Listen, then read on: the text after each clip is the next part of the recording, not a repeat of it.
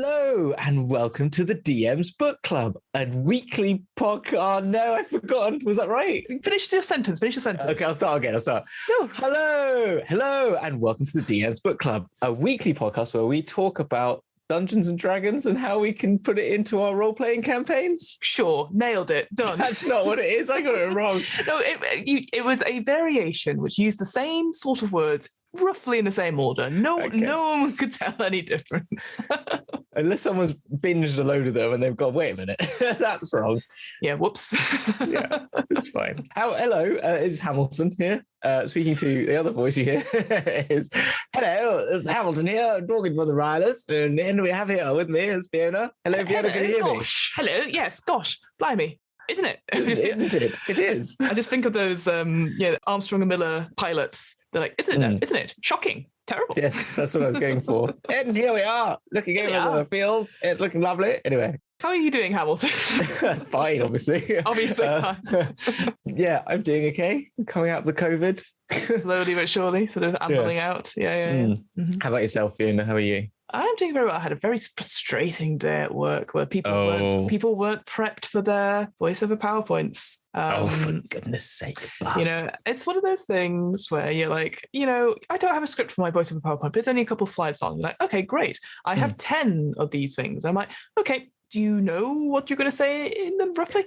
Oh, I'll be all right. And then you're like, okay. And then they're like, I also don't know how to use voiceover PowerPoint. Right. So that was 5 hours of my life today, sorting them out, so that is not fun. Even thinking about it is making me very, very angry and tired. Yeah, you know what? Very angry and very, I don't know, like out for blood, which is perfect. Hey, segue queen.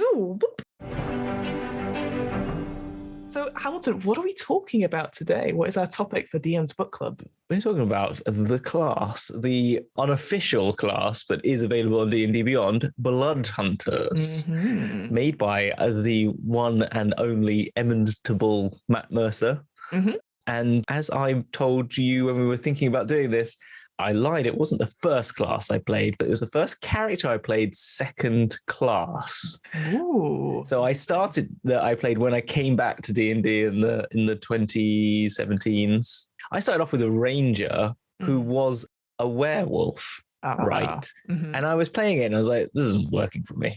Because like a shifter, who was a shifter, basically. It was a shifter who shifted into like the wolf style shifter. Sort of, the half form sort of thing. Yeah, exactly. But then was a ranger. And then I was like, this isn't really kind of like what I wanted. And then I went deeper into this and saw the Blood Hunter with the Order of the Lycan. I was like, that's what I want. That's what I want. Because I want more like control over it. And so I made them a human who was an Order of the Lycan Blood Hunter. So I swapped them out after a couple of games. So it technically wasn't the first class, but it was still the first character who I played for in the campaign. So yeah, that's what we're talking about. I liked them. Already, it's like too long. Didn't listen. I liked them. Yes. Yeah, I think it's interesting because I have heard of Blood Hunters before. Obviously, had them on D&D Beyond. I remember watching Critical Role. Again, we've talked about it before in this podcast. We're very big fans of Critical Role separately before obviously doing this podcast. It's one of those things where we know that Matt Mercer has done homebrew stuff before, and it's on DM's Guild as well. You can check out all the other things he's got on there. But it's interesting because he had the Blood Hunter and then has made this class. I'm just reading what he wrote about it. It's his first homebrew class from way back before all this. And then he sort of designed it or sort of changed it up or updated it for a one-shot he did with the only Vin Diesel, who we all know is like, I always think of him as the first celebrity actor who was like, I like D&D and it's cool. And we're like, oh, well, it must be cool then. Like, because it's Vin Diesel that's playing it. Vin Diesel. It's Triple X. It's Triple X. It's Riddick. Riddick, yeah, of course. Yeah.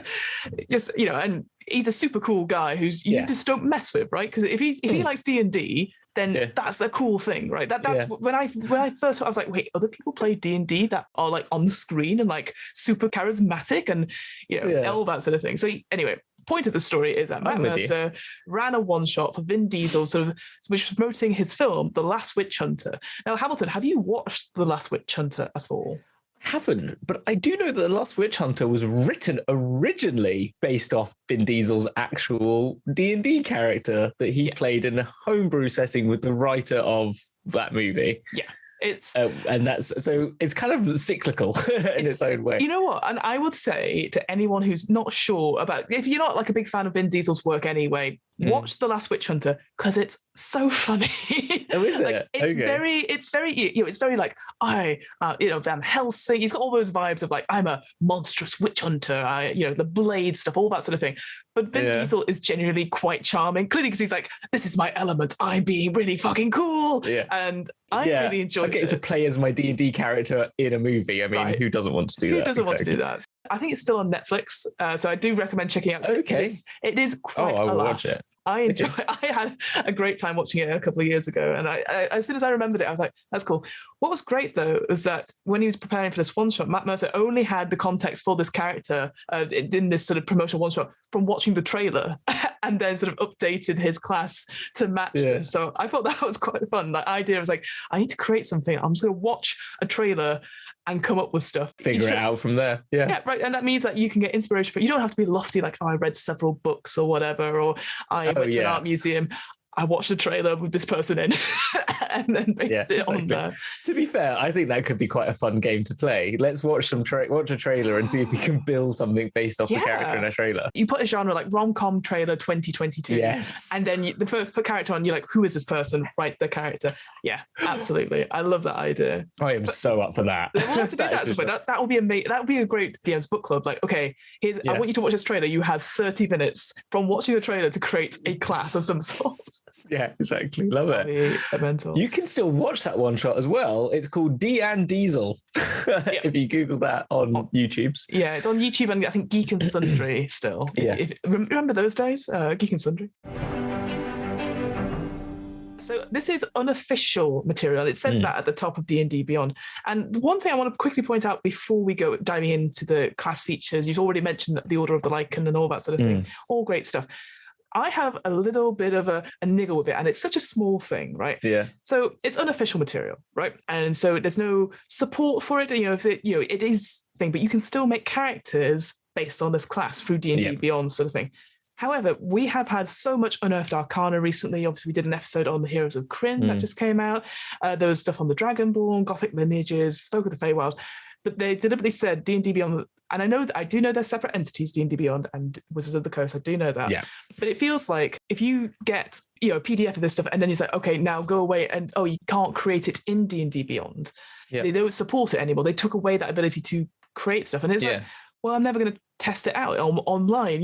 How am I going to check these things work or anything like that? And I know it's a lot of work maybe to if you're constantly getting unearthed arcana, but the fact this is unofficial material that's maybe not play tested to an extent, I don't know. It does feel a bit. I feel like Blood Hunters I feel it's the sort of halfway house. And I think my thinking behind it, and I have no actual factual basis for anything I'm going to say, but my theory is that D&D Beyond was closely related to Critical Role than Wizards of the Coast were, because they were the biggest and first supporters of Critical Role. It was always by D&D Beyond, and they were like their main supporter all the way through campaign 2, basically, and pretty much the end of campaign 1. I can't remember exactly, but particularly when they went on their own, they were their first big sponsor. So I feel there was a big connection between the two of them, and I think this was part of that that sort of relationship, and that's why I think this sort of stays as a separate thing. And they have the Critical Role content button, don't they? Yes. So I think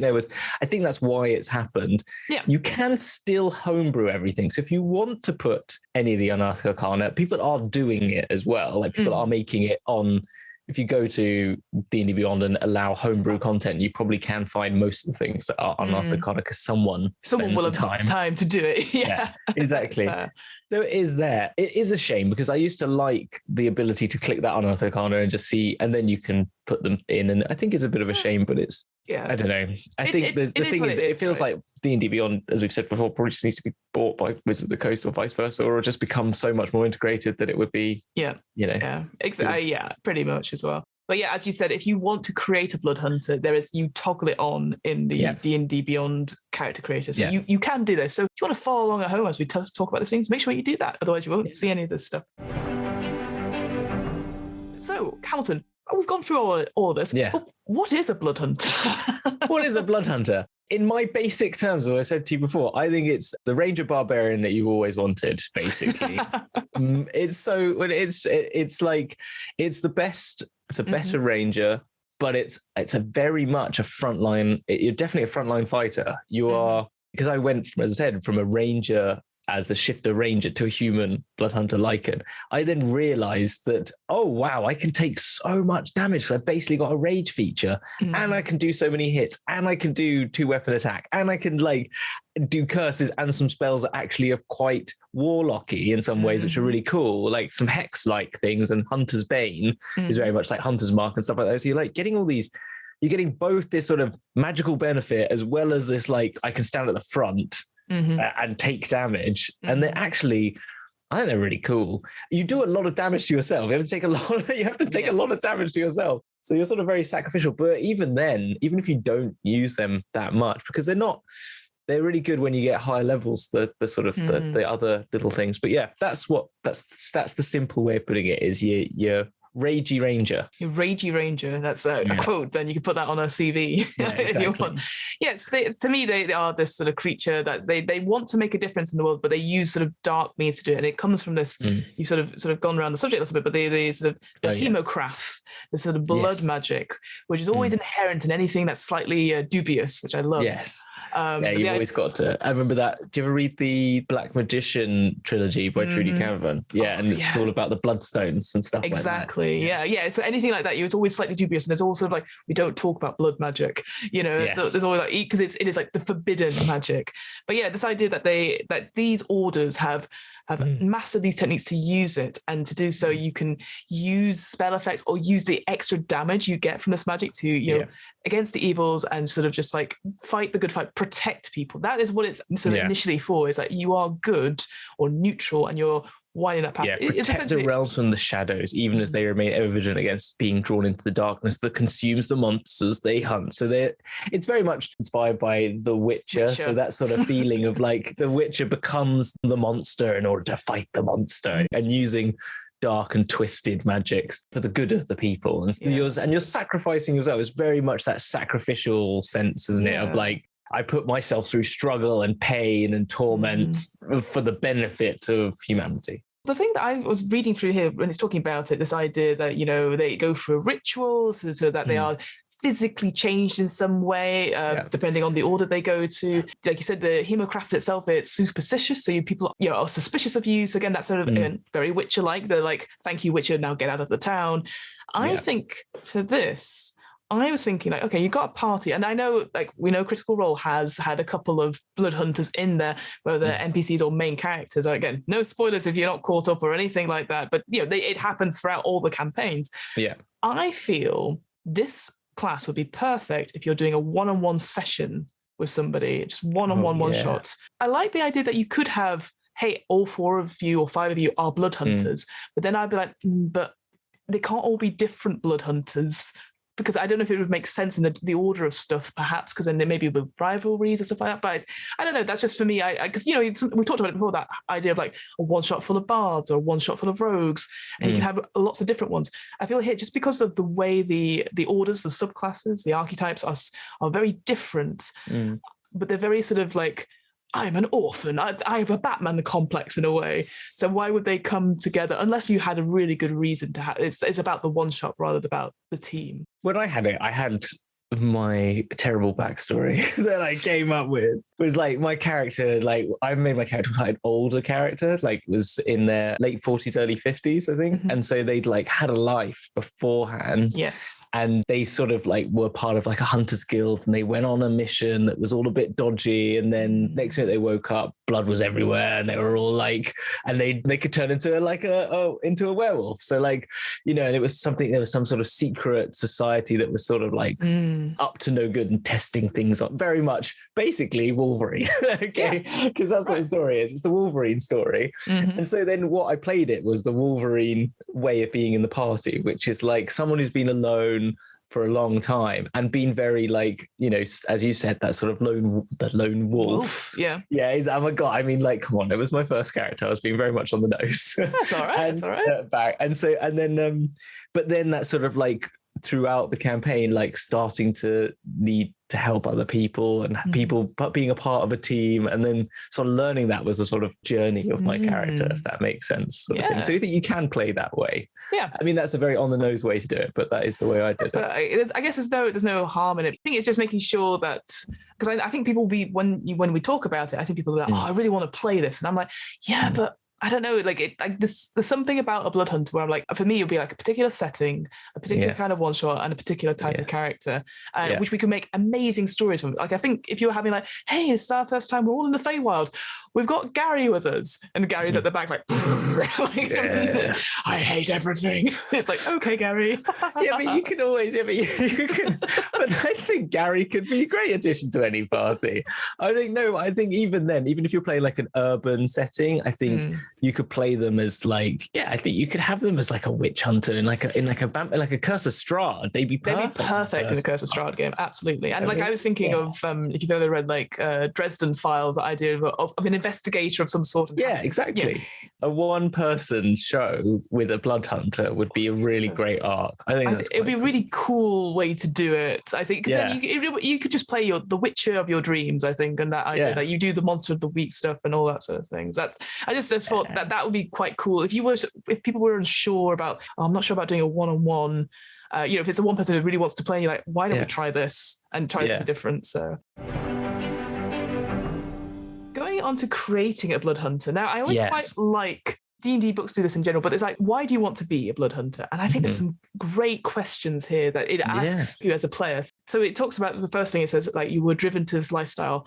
Think about why you were driven to this lifestyle and why you strive to give everything up to dwell in darkness and the evil that hunts you. So because you have to have a big reason. Was it something that you did on purpose, or was it an accident thing? Like lycanthropy in general can be an accident thing, or you could have deliberately been inflicted with it. Do you seek a sense of purpose and security which you found amongst the order that has taken you in, or have they just picked you up in general, or you shunned their ways, or you, like you said, it's a secret society that's gone bad, gone rotten in some way, and now it's not what you wanted and stuff like that. I remember when we looked at the Heroes of Krynn, that idea was like, well, I came for the food, but I stayed because I liked what they were doing. So it could be something like that, where you were just sort of found and you just, they had a good roast dinner on a Sunday, and then like they just talked about mutants, and I'm like, I'd like to try this out. I'll give it a go. It's very Terry Pratchett, sort of like the Order of the Secret Brotherhood or something like that. Yeah. Oh, I was at the wrong meeting, but I'm supposed to go down this one. I'm meant to be in the Brotherhood of the Secret Order or something like that. And then the Secret Order of Brotherhood. It's a slight difference. Yeah. The great one here is like, were you once a holy warrior who strayed from the faith and then was cast out, even as you yearn to give yourself over to the cause of protecting innocence? So again, the idea of a fallen paladin or a fallen holy knight in some way. Again, that obviously idea of a fallen angel walking in shadow and darkness is very cool imagery in general. Do you respect and fear the ancient power that surges within your veins, embracing the gifts and using them freely? So that idea that, again, did this happen to you and you can't control it, or you like, or is it something that you're like embraced with? I always think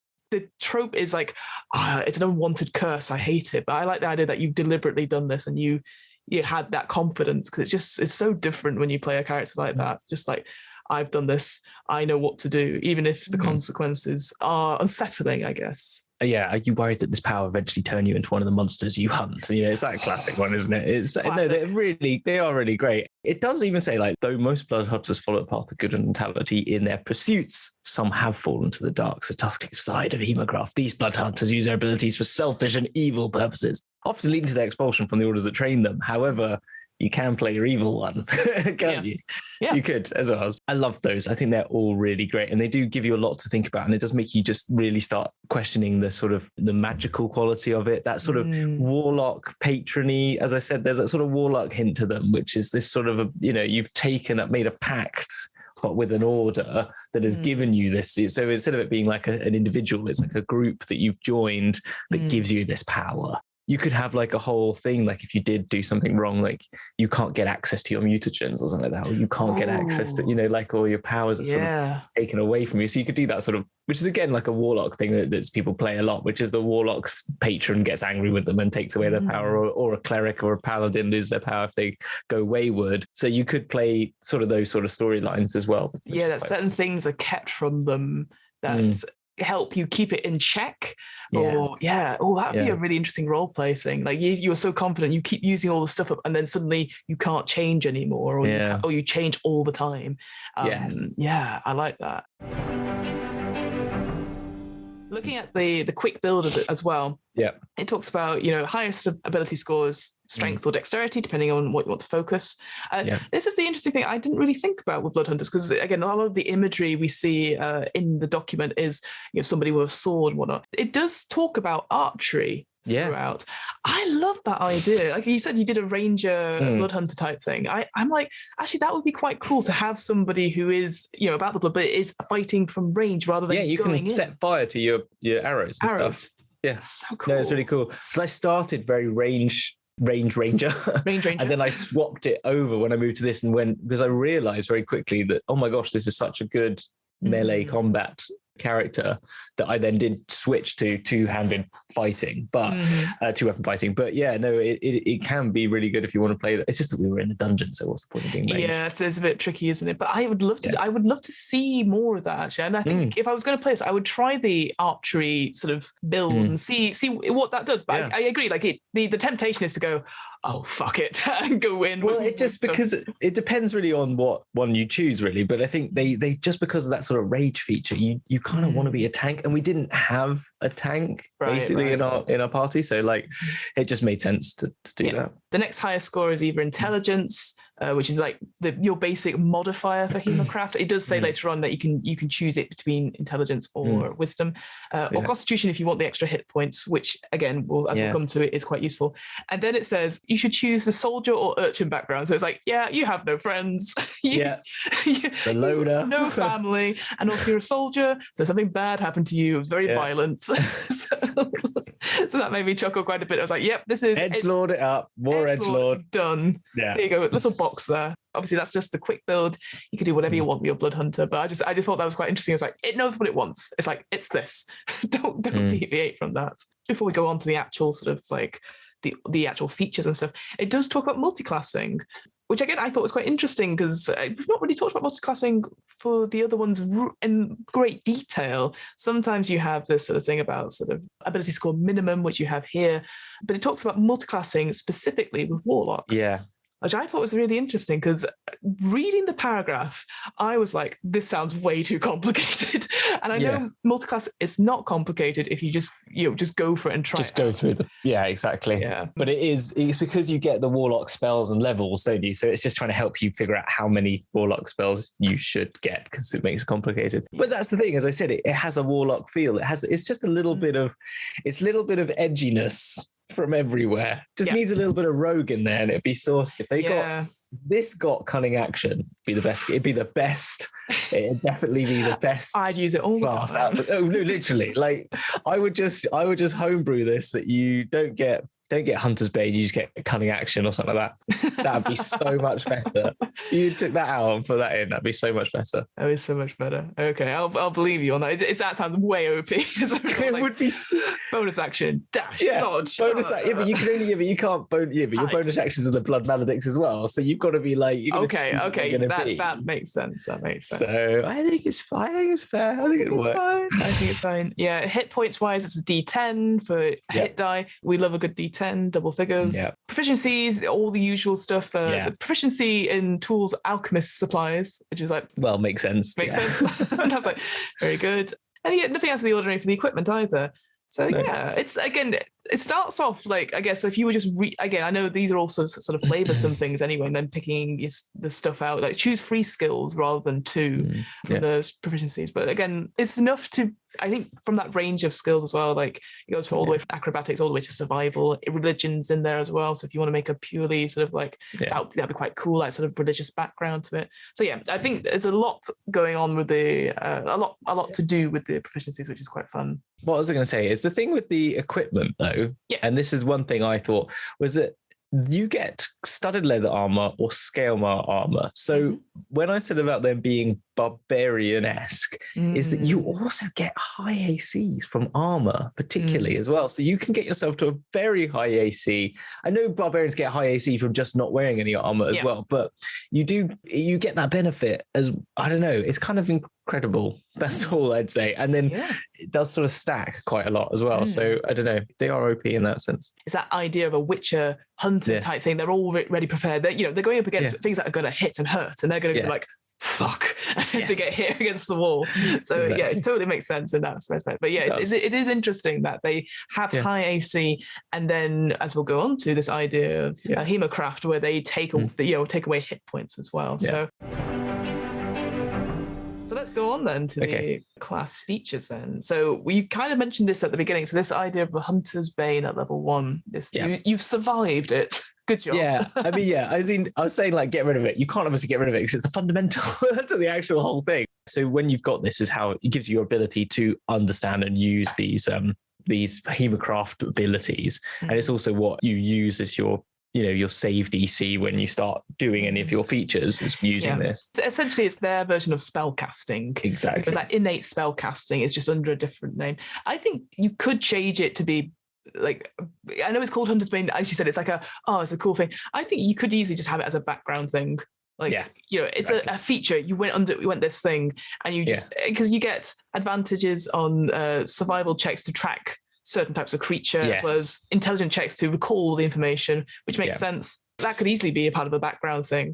And then the Hemocraft stuff, it's just a spell save. It's your proficiency +8 plus your Hemocraft modifier, which is your choice between intelligence or wisdom. Yeah, it's just it comes up later on, so they just give you they give it to you now at the beginning. Read this. Is this important for later on? Yeah, exactly. Yeah. Then you get Blood Maledict. Now you gain the ability to channel or sometimes sacrifice a part of your vital essence to curse and manipulate creatures through Hemocraft magic. One blood cost of your choice detailed in the blood curses section, and you get one more 6th, 10th, 14th, and 18th. Up to 5 in total. Exactly. And you can replace them. Each time you use this, you choose which curse to invoke from the curses while invoking it. But before it affects target, you can choose to amplify the curse by taking necrotic damage equal to 1 roll of your Hemocraft dice. So that is that's given later on, isn't it? It's given. They've got the table essentially. So a Hemocraft dice. It goes up all the way up to 1d10. A d10, sorry. And you would roll it to get that damage. So I love the idea that you can just do it at the base level, not take any damage. But if you're really going to control it, you have to sacrifice a bit of yourself and take that damage in some way. Which really cool. But, which is cool.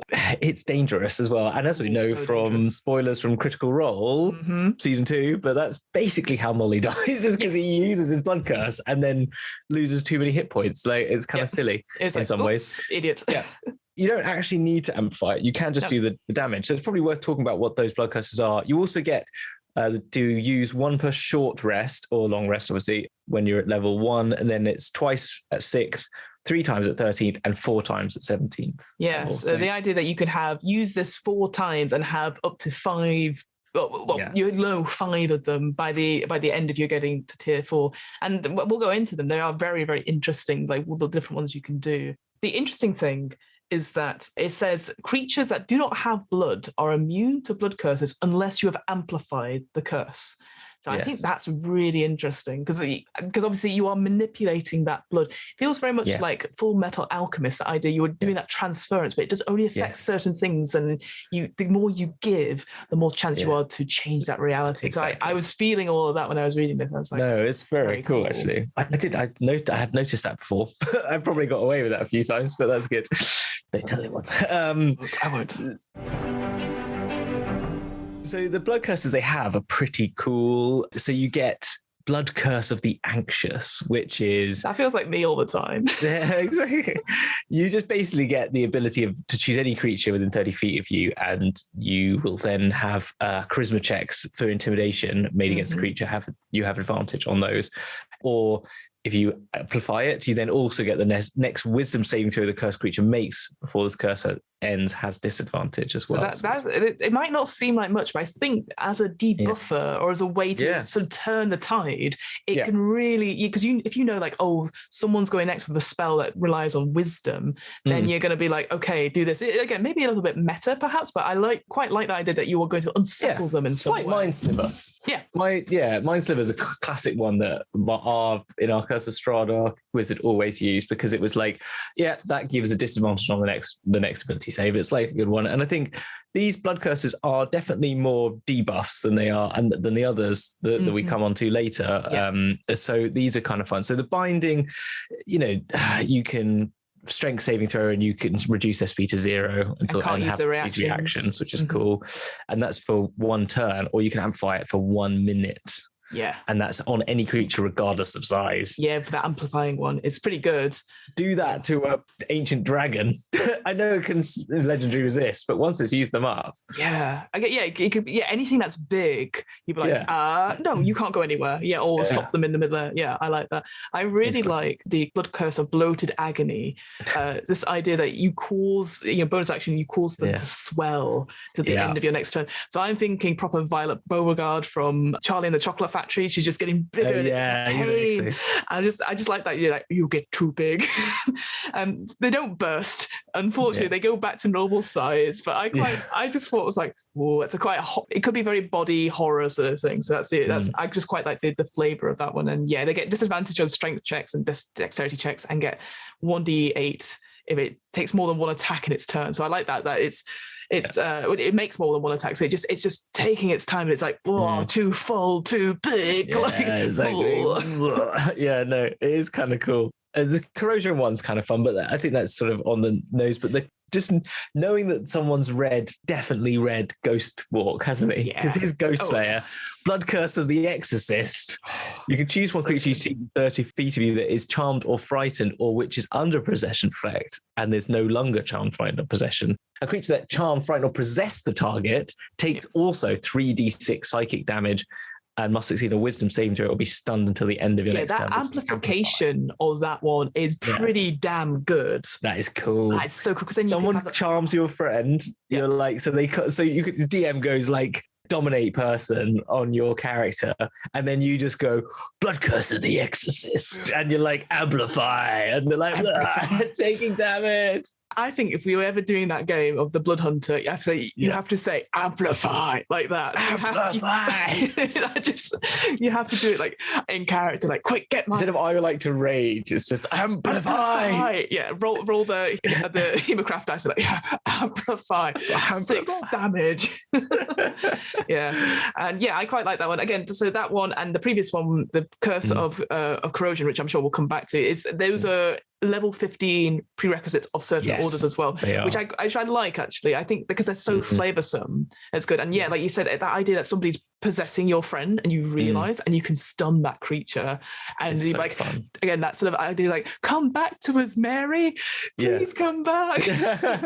Don't go towards the light. But slap. But it's really good because it's just a really clever idea of like realising this blood magic is sort of like travelling back through spells and not in just a simple counterspell sort of way, in a very like what's the word I'm looking for? It's like almost it's manipulating the magic to a level we don't really comprehend. And I like that. The fact that, because as far as I'm aware, I don't even know how you would get rid of possessing somebody without actually knocking that person unconscious. I'm sure there must be a way to do it. And it's like, I don't know, get out restoration, probably a restoration spell, must be or something, right? But like this is actually damaging the creature that's taking, if they're inside, rather than the shell. Yeah, exactly. And it kind of just makes that something that is very much like, charming. A lot of people can't be charmed, like elves, etc. But they have advantage, or can they not? I can't remember if they have advantage. They only have advantage on charms. Yes, the Fey ancestry. Yeah,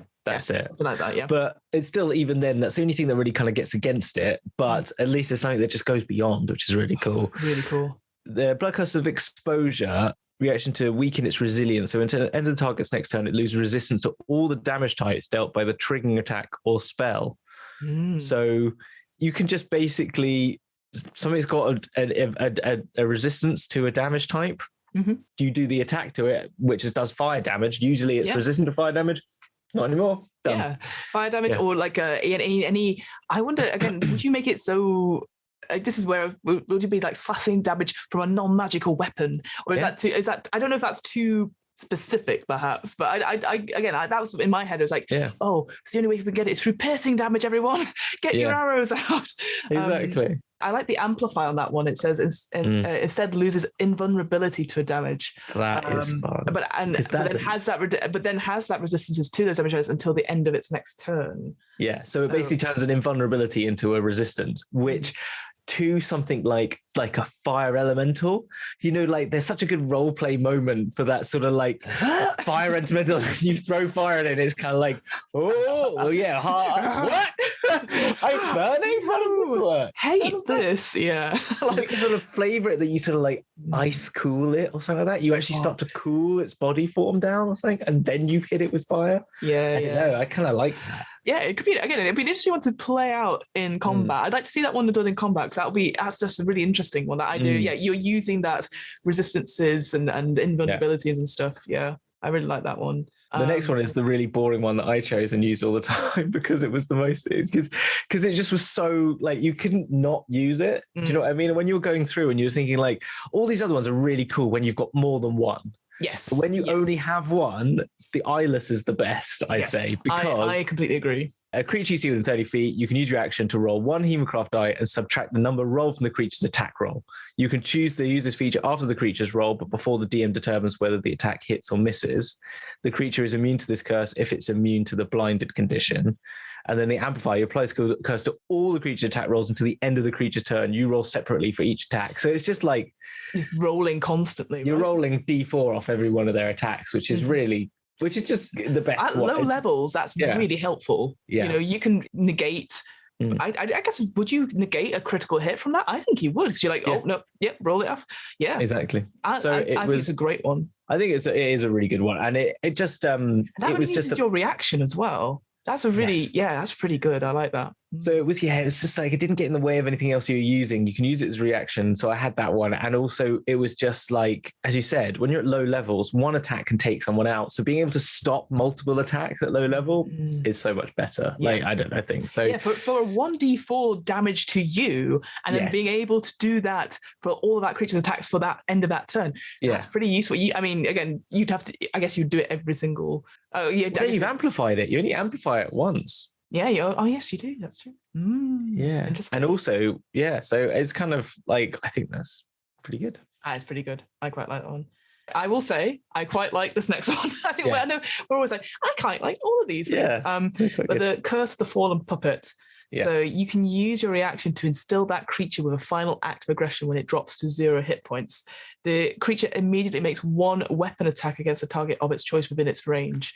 To amplify it, it moves up to half its speed, and you grant a bonus to its attack roll equal to your modifier.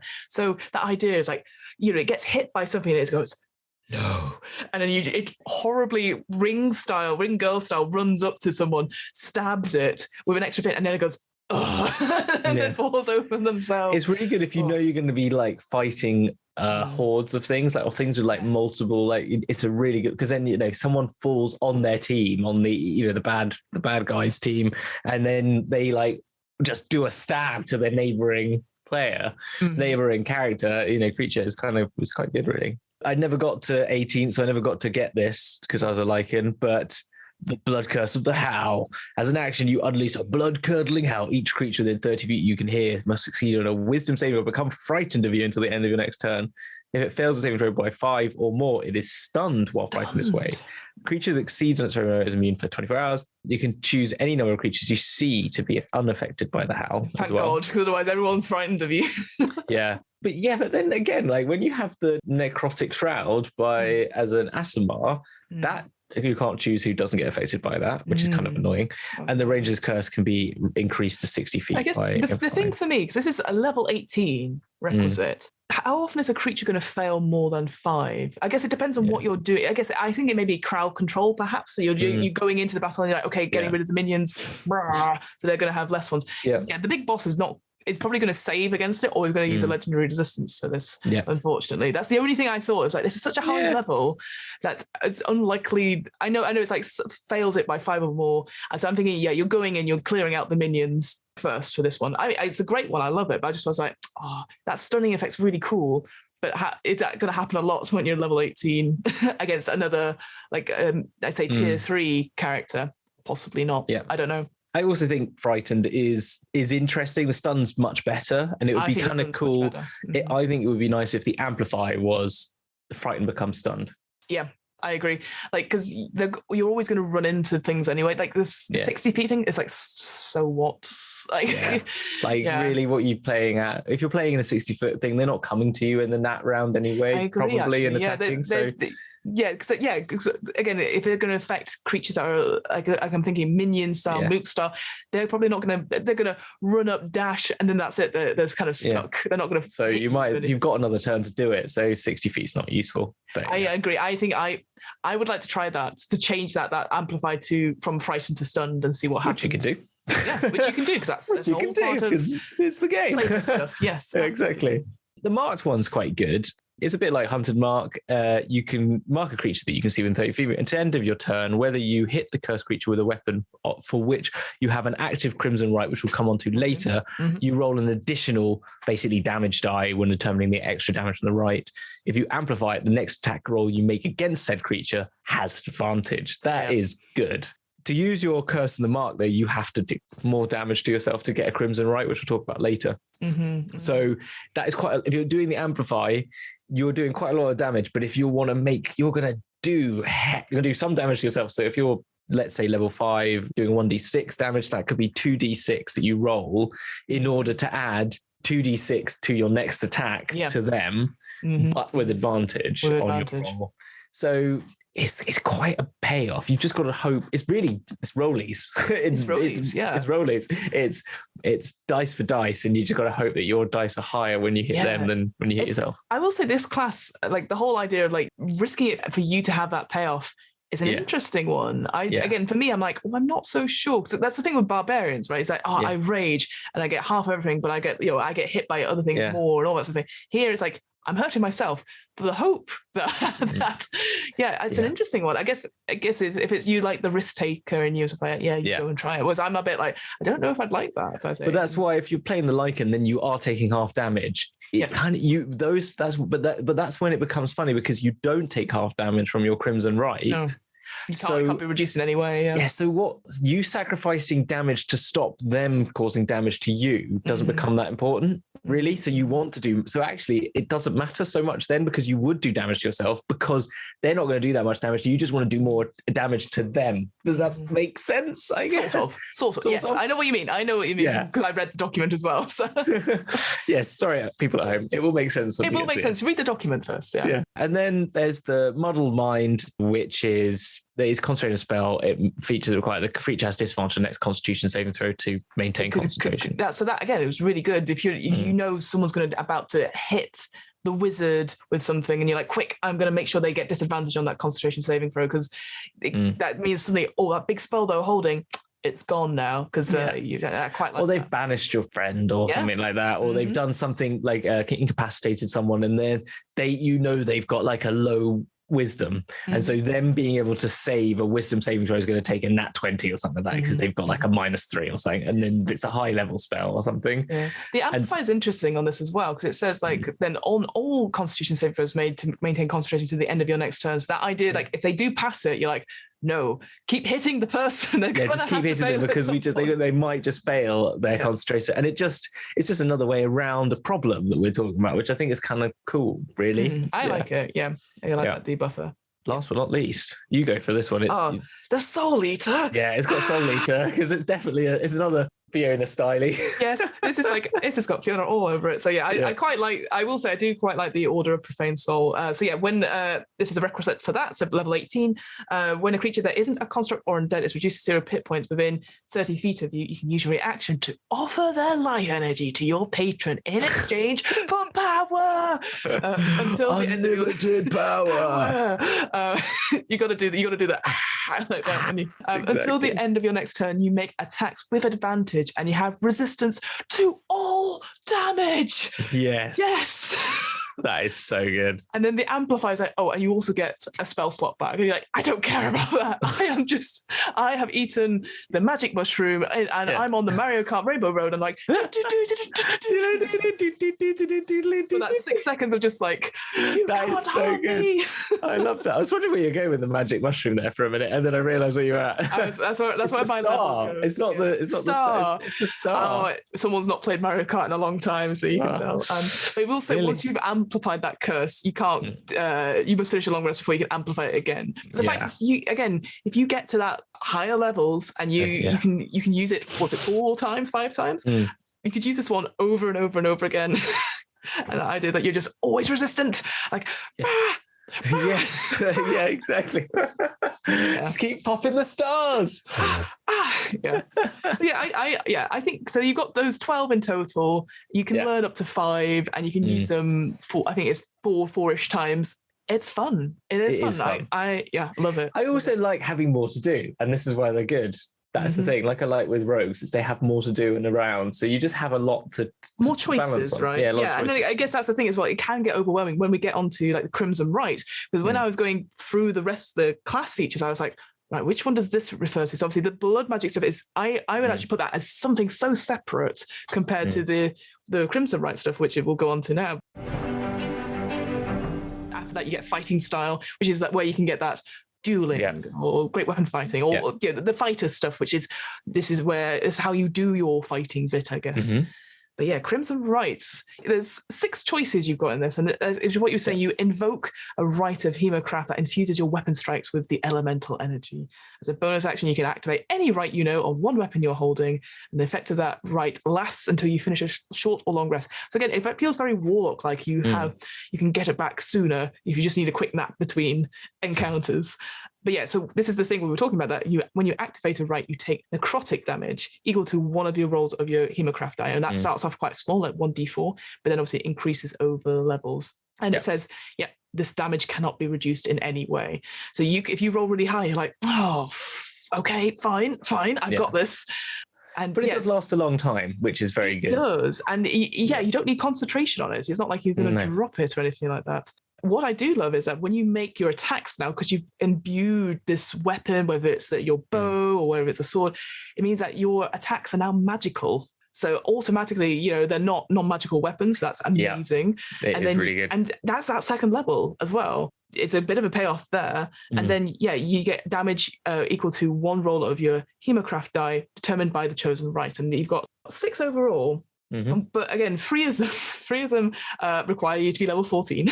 So you're like, that makes sense. But you got ones like, flame, so fire, frozen, cold, storm, lightning, dead, the rite of the dead, which is necrotic damage, the rite of the oracle, so psychic damage, and the rite of the roar, which is thunder. Anyway. It also says that you can only have one rite active at any one time. Makes sense. And other creatures can't benefit from your rite. It's not like you give me your weapon. Okay. Right. Next one. Yeah. Exactly. And you get 1 at the beginning, 2 at 7th, and 3 at 14th. And at 14th is when you can only at 14th can you use the dead, the oracle, and the raw ones, which is kind of interesting. I guess thunder damage is less things are resistant to it. And I would assume so, yeah. I think they don't want you to take like 2 of the higher ones, so necrotic and psychic and fire. They want you to have the basic ones. I just wanted necrotic when I was in there. I know. To be edgy. It's so cool, right? And you want to be lightning and thunder. You want to go, I'm going to going to hit them with lightning. And then when you have a full rest, not thunder. I've got it now. Quickly just looking at the rest of them. So obviously ability score improvements, same as usual. You get an extra attack at level 5, always fun. Love an extra attack. Brand of, how do you say this Castigation. word? Castigation. There you go. I'm glad somebody else said it.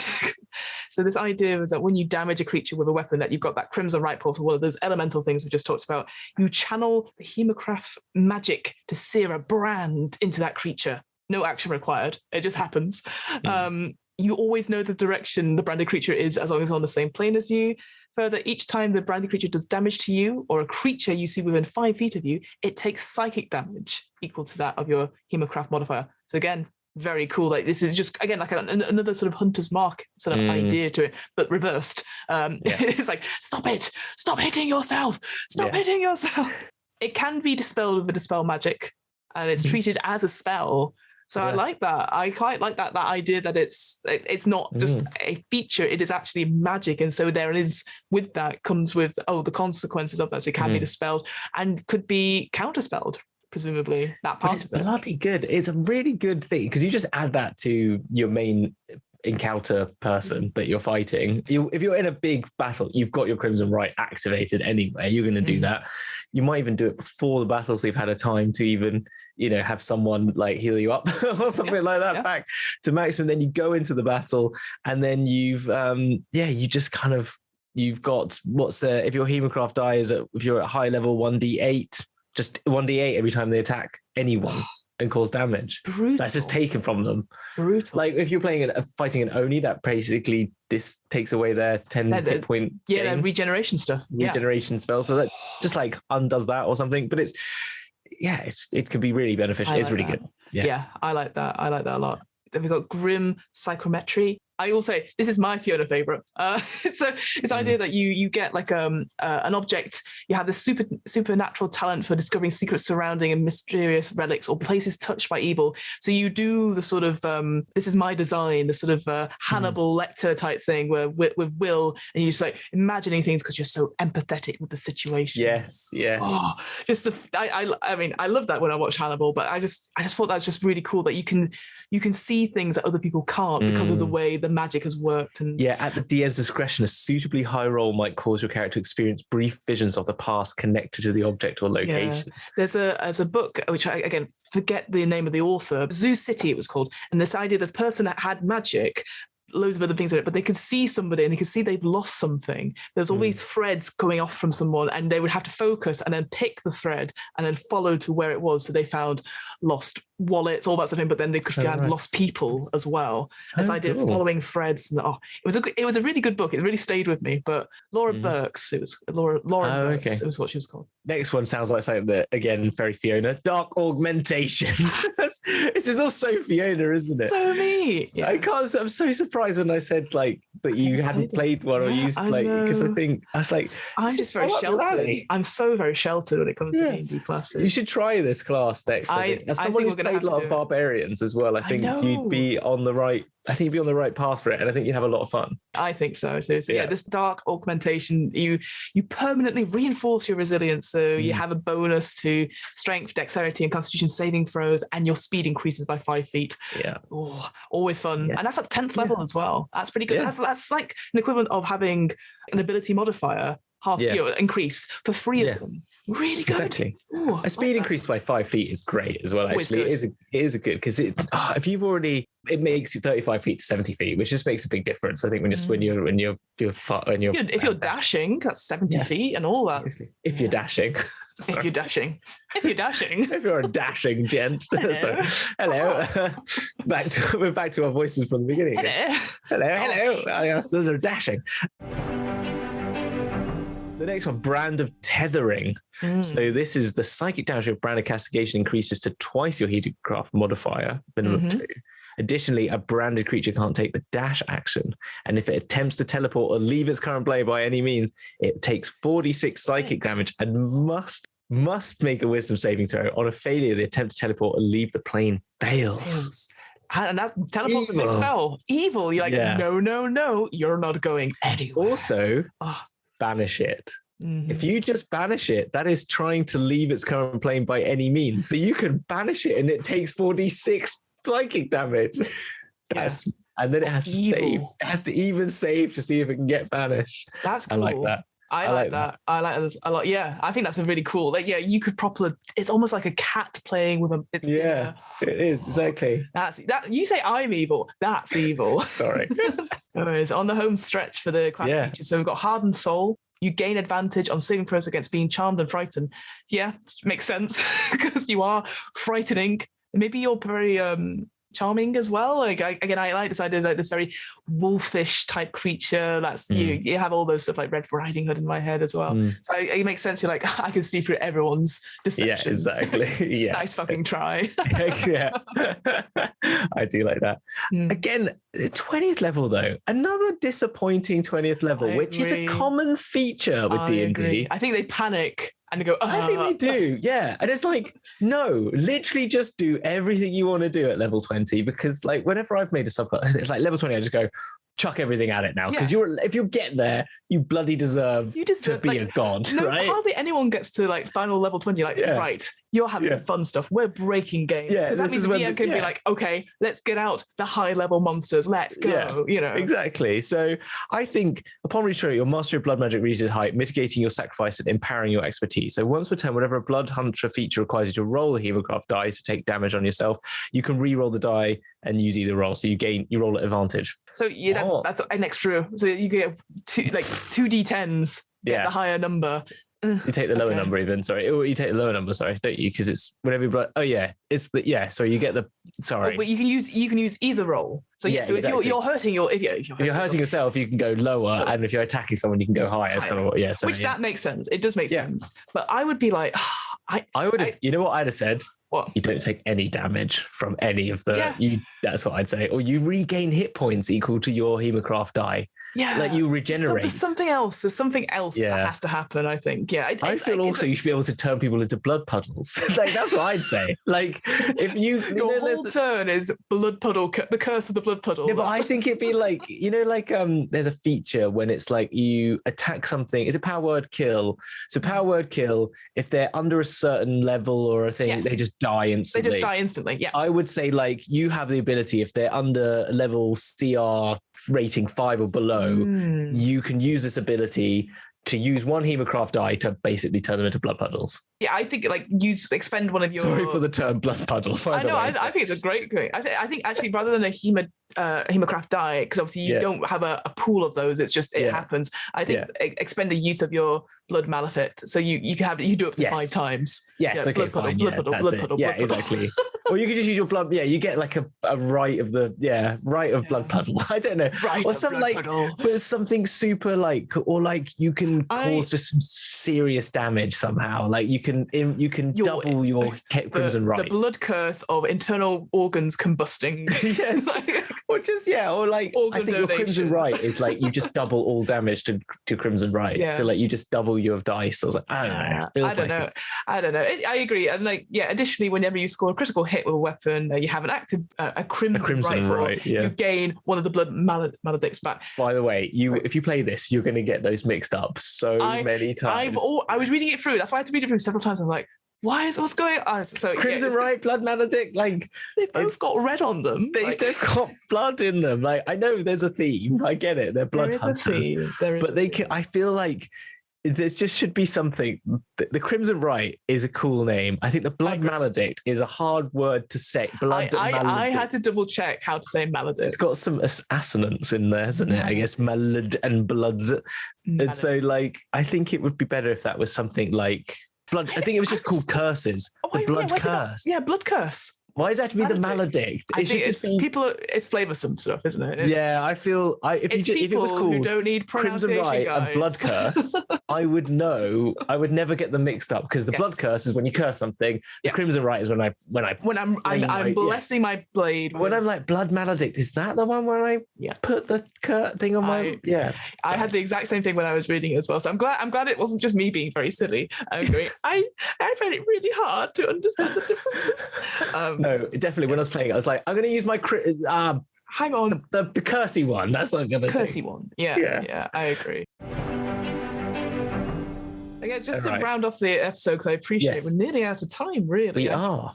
There are 4 different orders of blood hunters. There's the order of the Ghostslayer, the order of the Lycan, the order of the Mutant, and then the order of the Profane Soul. And so you've talked briefly about the Lycan stuff. So what is it that, if you could summarize it, we'd say in 2 minutes. 2 minutes. What the Order of the Lycan is? Like, what did you like about it? What I liked about it, well, I wanted to be Wolverine, and so I wanted to be a wolfy person, and so it's basically you get the ability, the curse of lycanthropy, but you get the ability to, through the Order of the Lycan, they have been able to manipulate and manage their lycanthropy rather than it being a transformation that occurs only on a full moon. However, you can play it that on a full moon, you cannot control it. You get heightened senses, you get to transform at 3rd level basically into a werewolf for an hour. So it's a rage action on a bonus action for an hour. Okay.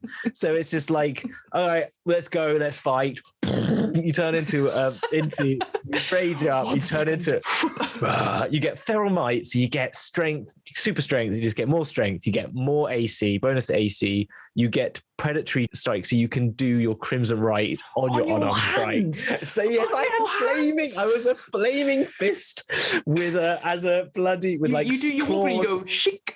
Yes, exactly, but with fire. I'm Fire Wolverine. Wolverine. I felt so cool. You get resistance to all damage from non-magical attacks, unless they're silvered weapons, obviously, and bludgeoning, piercing, slashing.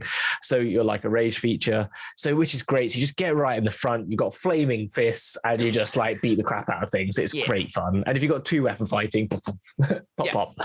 And with extra attack, it's even better. So then, but Bloodlust, though, is your only thing. You must make a DC 8 Wisdom saving throw, or move directly toward the nearest creature and use the attack action if you've been hit whilst you've got less than half your hit point. Yeah, so if you're bloodied, I guess is the old-fashioned term. Yeah. So I love that idea that you go into frenzy mode and you can't control it. It's that idea that you just keep going, because you, like you said, you're going to be in the middle of the fight. You're going to be fighting everyone. You are Fire Wolverine, and then you're like, oh no, it's not just going to be taken over, and then you fight whatever's near you, and which could be your friends. Yeah. But you actually get, though, to make an extra attack. So it's actually kind of good because you get a bonus attack, an extra attack. So if you make sure you're not near any of your friends, which you're not going to be doing, so you're going to be at the front, and you surround yourself with people, you just want to fail that save. And if you've got a rage feature, you have to fail the save. So if you are a barbarian and you've got the rage, you can just like spam hit things. It's actually like an additional attack. I feel it could be very broken very quickly. Like you will having all of your turns, and then it'll be like, is it my go yet? No, I'm still doing all the things. Yeah. I do quite like that. And like, if you're looking for a werewolf type, hunter type thing, like it's inflicted some way, I think Order of the Lycan. Exactly. Okay. And then you said it could be werewolf, but it could be were anything. You could be a it can be were anything. Yes. You could be a were rat. Yeah, I don't like that. I really don't like that. I feel like the rat's really silly. But anyway, that's for another time. That's for another time. For me, I just want to quickly shout out Ghostslayer. As you pointed out off the podcast, this is a Fiona favorite. Clearly going to be the favorite. Yes, it was between if they didn't have the Ghostslayer, it'd be Profane Soul. But then I was like, it's got ghosts in it. I do like the Mutant one as well. So again, the Ghostslayer one is basically it's a ghost hunter. You're gonna fight things, and most of the stuff is going to be more damaging to undead or things that have ghostly walk in it, which I quite like. You gain obviously loads of things, and I like the idea that you can. So on level 18, you can protect your fading light by reabsorbing the energy you feed your weapons. So if you have one or more crimson rights and you're reduced to 0 hit points but don't die outright, you could just cancel all of those and come back to 1 hit point. Oh, that's so cool. You're just like, death won't have me yet. That's pulling that back out. The Order of the Mutant. So I kind of mentioned before, I didn't mention when we were recording. This is the Artificer type class. This idea that you're brewing concoctions and you're like, this will make me better. It's a protein shake. This for me though, I was like, it sounds so cool, but this is a lot to remember because on top of the maledict thing, it's like, now I've got mutagens I've got to use. Mutagens, so this idea that you come up with these formulas and you can have early on, you can only create 1 per short and long rest, and then it goes all the way up to 3, so it's not too bad. But then you have to use them before your short or long rest next time, so otherwise they go inert. So you're like, okay, it's like preparing spells. Like, okay, this will be perfect for this fight. Oh, balls. And then I will say the mutagens stuff, they're interesting because you have a bonus and then a negative as well. So like you could be really good at strength stuff, but then you're terrible at dexterity stuff. And so all of those are really interesting. Have you ever heard of celerity before? I have never heard of that word before. I have not. there's a word that came out there, and I was like, what is celerity?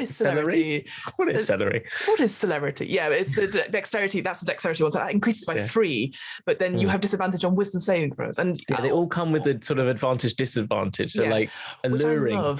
I love that idea because you're still sort of you're trying to put it together. You're like, this will work. Oh, it needs better testing. My insides hurt. I'm not poisoned. Exactly. Also, they don't give flying until 11th level, so I thought you'd appreciate that. I did. I was like, yeah, very, very good.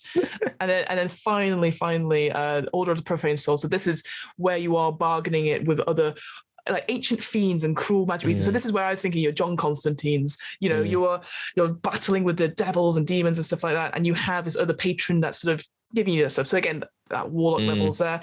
Here you get pack magic and this idea that you get other spells, and depending on which patron you have, it gives some suggestions for it, all the way from Archfade all the way down to the Undying, all these different ones. Well, you can get from picking them, you can get a certain spell. Again, if you cast the Mystic Frenzy, it's level 7. If you cast a cantrip, you can immediately make one weapon attack. Always quite cool. I like that as a bonus action.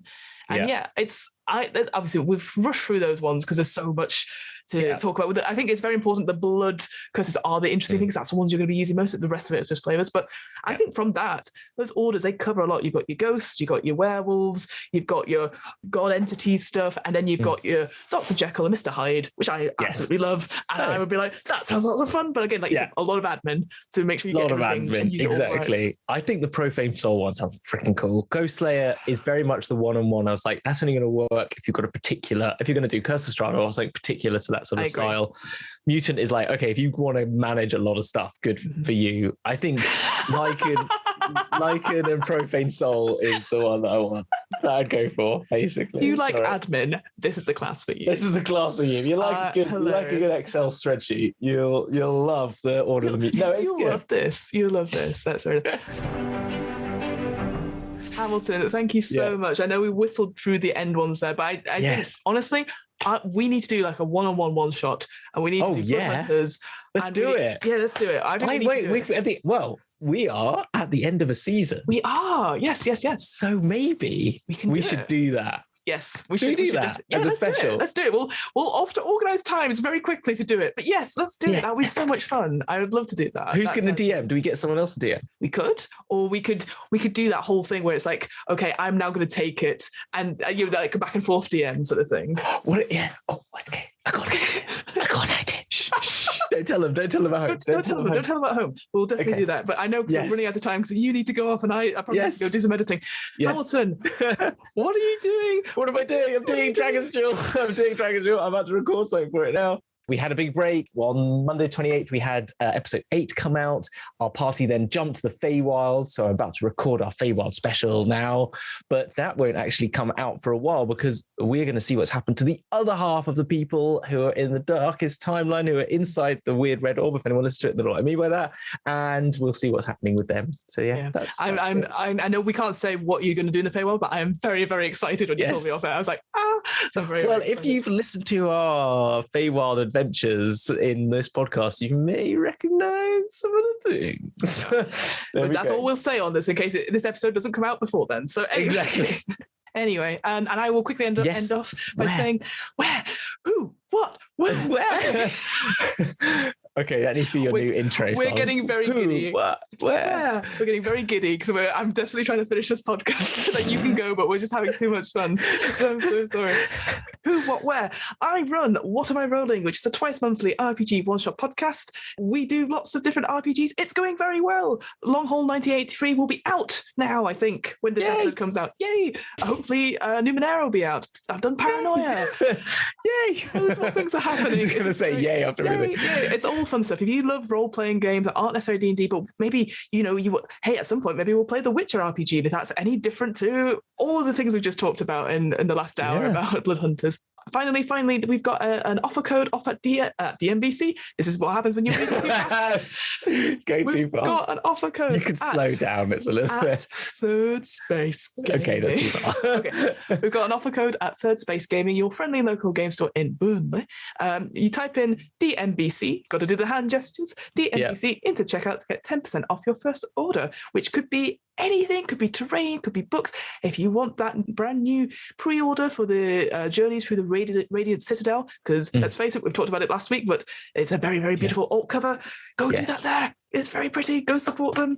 And it's going to be pretty awesome, I think. It's going to be. I'm excited. Again, we'll go do our own review on it when that happens, and I'm sure we'll have to run a one shot at some point with that as well. All fun future plan stuff. But thank you so much for listening to season 3. I can't season 3. We got to the end. I know. How many episodes that we've done now? I can't believe it. I did a whole season. 22 plus bonus episodes.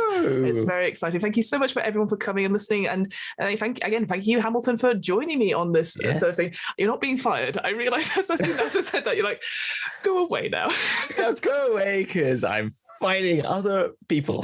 No, not at all. But until next time, because hopefully soon we'll be back with season 4 with even more reviews and stuff. But until next time, see you on the flip side of the season. See you on the flip side of the season. Goodbye. Bye. Take care. Bye.